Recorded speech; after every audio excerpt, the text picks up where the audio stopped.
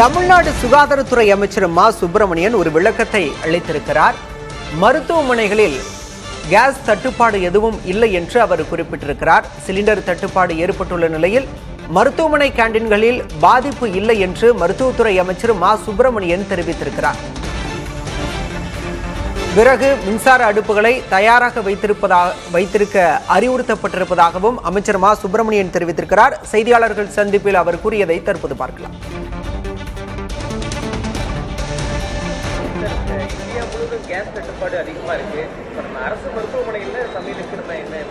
இது சம்பந்தமாக இன்றைக்கு மக்கள் நல்வாழ்வுத்துறையின் செயலாளர் அவர்கள் அனைத்து கல்லூரி முதல்வர்கள் மற்றும் அனைத்து மாவட்ட இணை இயக்குநர்கள் துணை இயக்குநர்களுடனான ஒரு கூட்டத்தை நடத்தி எரிவாயு தட்டுப்பாடு இருக்கின்ற காரணத்தினால் இப்பொழுது இந்த வாரத்துக்கு பிரச்சனை இல்லை.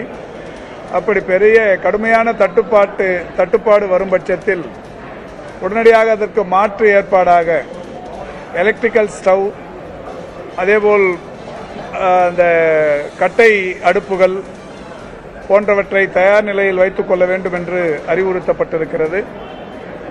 அதுவும் கூட மருத்துவமனைகளில் உடனடியாக எந்த மருத்துவ பயனாளர்களும் பாதிக்கப்பட்டு விடக்கூடாது என்பதால் பால், பழம், ரொட்டி போன்ற உணவு வகைகளை தயாரித்து வைத்துக் கொண்டிருக்க வேண்டும் என்று அறிவுறுத்தப்பட்டிருக்கிறது.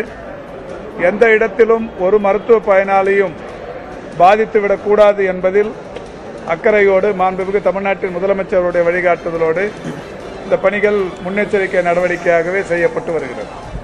மருத்துவமனை கேண்டீன்களில் எந்த பாதிப்பும் இல்லை என்று அமைச்சர் மா சுப்பிரமணியன் தெரிவித்திருக்கிறார். கேஸ் தட்டுப்பாடு ஏற்பட்டிருப்பதாக தகவல் வெளியான நிலையில் மருத்துவமனை கேண்டீன்களில் எந்த பாதிப்பும் இல்லை என அமைச்சர் தெரிவித்திருக்கிறார்.